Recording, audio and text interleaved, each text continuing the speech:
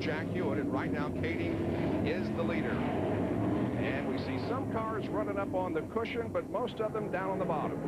Almost everybody went right to the very bottom of the racetrack. That was Brad Fox in the blue car that went to the top. Now Tracy Hines in the black number 37 also goes up around the top, trying to find a way around because you don't want to just stay in line. But the first 2 or 3 cars are all running to the very bottom.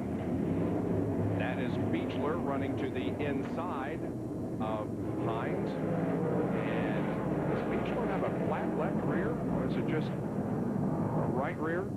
Well, he's, I don't know, looks like he's got that thing pretty low. They just run very, very low pressure. He might have just let that thing down. They might have let it down to 6 or 7 pounds because it was so slick out there. But when you do that, you got to be careful. You don't want that thing going flat on you. And now here is Gamester, who's making a race of it. He comes to the inside of Kading, but Kading slams the door on him going into turn number 3. And that's Darlin back there in 3rd. Brad Knopfsinger running 4th, and J.J. Yaley is in 5th position.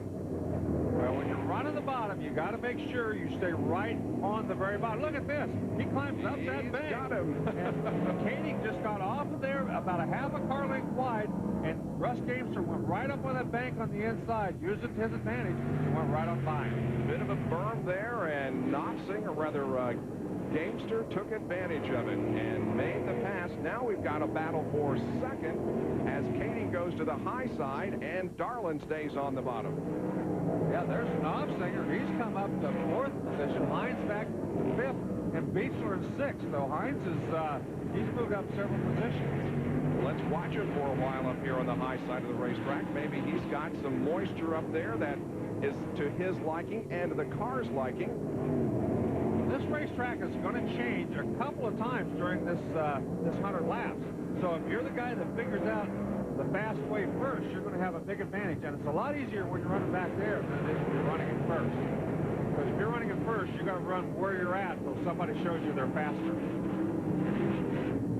Take a look back through the field and see what's happening. Well, there's a big gaggle of cars. That is Dave Steele in the 19. The 5 car belongs to Robbie Flock, and we're on board with Brian Tyler. A whole bunch of these guys running very, very close.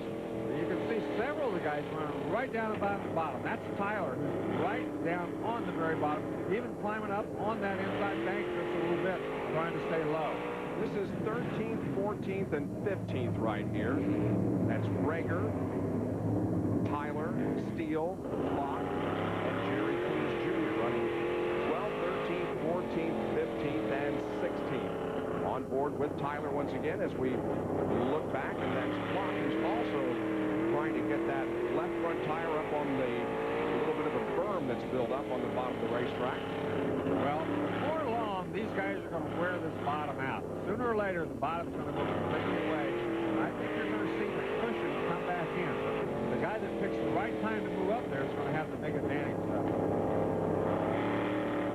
That's now Roger Rager behind him. That's got around him there, going down that last straightaway. Look how low Rager runs down the straightaway.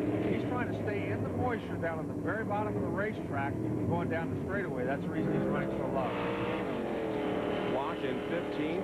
Brian Tyler running in 12th position. Right behind him is Rager, and then Coons in that red car with the yellow down tubes on it. And there is Brad Knopfsinger in the number 40 car as he is in a battle for 4th position. So with 22 laps completed now here at Knoxville, but still Russ Gamester leading the Napa 100. Now let's see what's going on up front. Well, it's now a battle between Darlin and Gamester for the lead, and Darlin is going to come out of the 2nd quarter down the backstretch with the lead. Darlin is in that blue car on the bottom side and has the lead right now over Russ Gamester. Well, there's just so many lap cars up there, and he's been able to kind of weave through them while he's on the bottom of the racetrack. Gamester, meanwhile, stays up on the top of the racetrack. That's Eddie Carpenter that Darlin's going by right now. So Darlin really gets through the traffic a little better than Gamester is at this point. Carpenter has lost a lap, so has Dave Steele, so has Brad Fox, who jumped off to a very early lead, but began to drop back quickly. That is, I believe, Roger Rager. Yep, Rager, who's running in 18th position, is also about to get lapped by Dave Darland. Well, Darland, he knows that Rager's running right around the bottom, so he's going to have to go to the top. He can't stay down there if he's going to block the way. So he's got to go around the top of the racetrack to try to make that pass. Darland has 7 career wins in this division, was the 1997 champion of the series, and finished second in point standings in this division last year. And Kading now has just taken the lead from Darland. He's come through there like a house of fire, just right here in the middle of this this race, when everybody was kind of tiptoeing through the traffic. He just kind of got in the middle of the racetrack and flew by everybody. Now Darland gives a challenge. Oh, we got a spin. That's Gamester. It is indeed Russ Gamester, who was running up front, battling for second position, and he spins and brings out the caution here on lap 36. Well, that's a tough break for him. He was trying to get by Kading. He moved back up. In that traffic, you had started back in 12th. And very often we'll see Tony Elliott running the bottom side of the racetrack in some of the sprint races that we go through throughout the year. That's exactly where he is right now, running on the bottom of the racetrack. Green flag comes out. We are back to competition as once again Darland stays on the bottom, and Kading works up high in the white car, and Hines works up high in the black car. Yaley in the white car. And Yaley took third, or almost did. Yeah, he did take third. He's staying right on the bottom of the racetrack as well. You can see if you're right on the very bottom, there is some mud down there, a little bit of black dirt that you can get a hold of. But boy, if you just slip a little bit, it costs you big time. And meanwhile, Kading comes up to make a challenge on Darland. He's been pretty aggressive up there on that cushion. He's been running in there pretty hard. And the big advantage is usually getting off of the corner. But off of 2, he doesn't seem to have near the advantage as he does coming off of 4. Kading's best finish this year in this division was at Nazareth. He finished 12th, had a 17th place finish at Indianapolis Raceway Park. And you can see that he is running a lot further up there on the top side than Dave Darland is. Yeah, turn 2 is very tough for him. He's just not getting very good bite coming off there. 3 and 4, he's a little faster than Darland. But right now, if you're Darland, until he goes around you, you got to stay on the bottom. That's the fastest place for you right now. Dave Darland won a test in an IRL car last year after winning the USAC sprint car race at Toledo, Ohio in Ron Himmelgarn's car, and we will return there again this year for that race, and once again an IRL ride will be offered to the winner.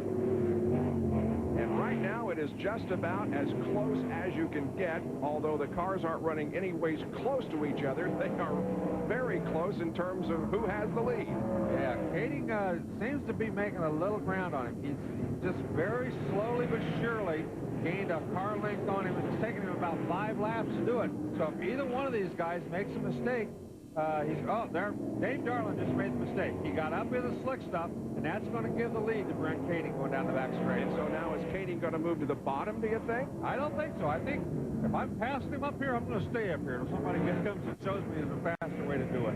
And now he comes at least to the middle of the racetrack, but once again goes up high. Still running in third is Yaley, and then it's Tracy Hines. The swimmer that runs or swims a long distance, so they do work very hard in the race. Oh, very close right there. You saw a wheel down to the inside of it. That was Davidson, I believe, that was now up ahead of him, but he came real close to banging wheels with him there. 70 laps about to be completed by our leader, Bud Kading. And up front, it's basically the same. Yaley and Hines. White has moved up to 4th, and Beechler now. Donnie Beechler running in the 5th position. And that was Robbie Flock in the 5 car that just went around Brian Tyler.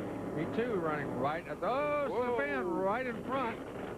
That's Tobias, and he spun, and no yellow. And meanwhile, we have a pass for the lead as Yaley tries to wrestle it away from Kading, and is he going to do it? Yes, he is.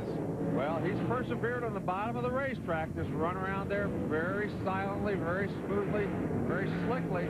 Finally, he did make the pass, and you can see that Kading is doing everything he can to get that lead back.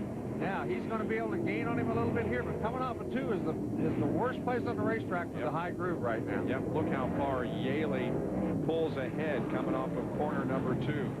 Well, Dick Tobias did a great job of doing a 360 off of turn number 2. Toby Tobias did not bring out a caution, and that is what apparently was at least one cause of Yaley being able to get the lead. So he now has a bit of an advantage over Kading.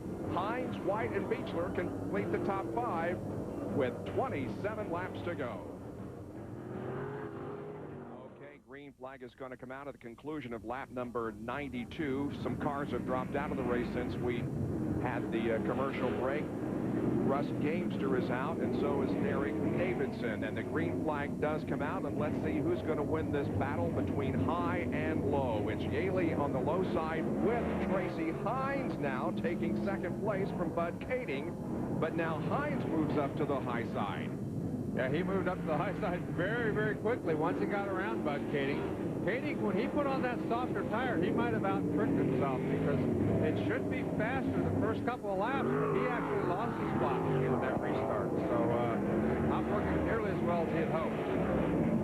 And you can see Paul White coming into the picture there also in that white number 10 car on the bottom of the racetrack. That is the 4th place car at the moment. And he's really running well around the bottom of the racetrack. Has been for the last several laps. And now that he's moved into 3rd spot, and it looks like he's working very hard on Tracy Hines. Indeed, he's taken 3rd away from Kading, and now he moves alongside Tracy Hines, although Hines is a long way from him at the high side of the racetrack. But J.J. Yaley continues to lead this thing.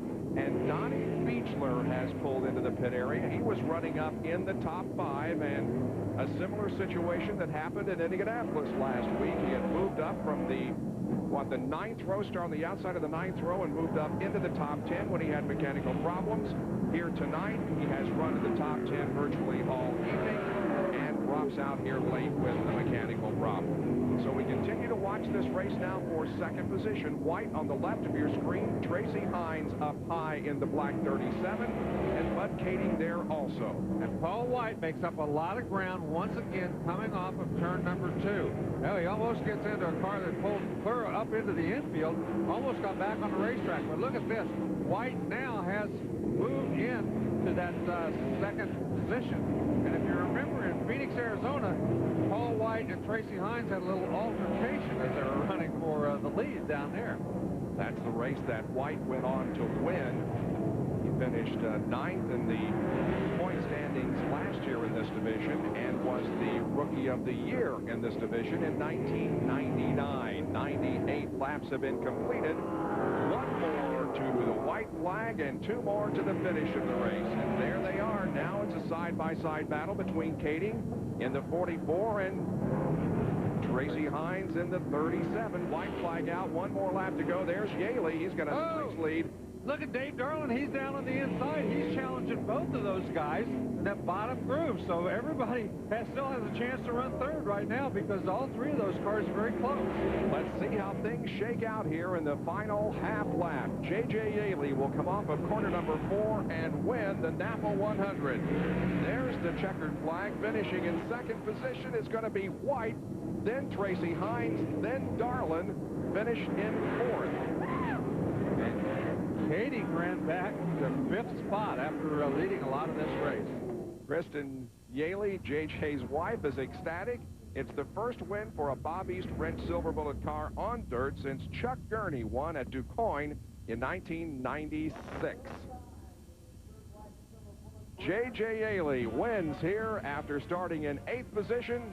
He's pulling into victory lane here at Knoxville. We'll talk with him in a moment.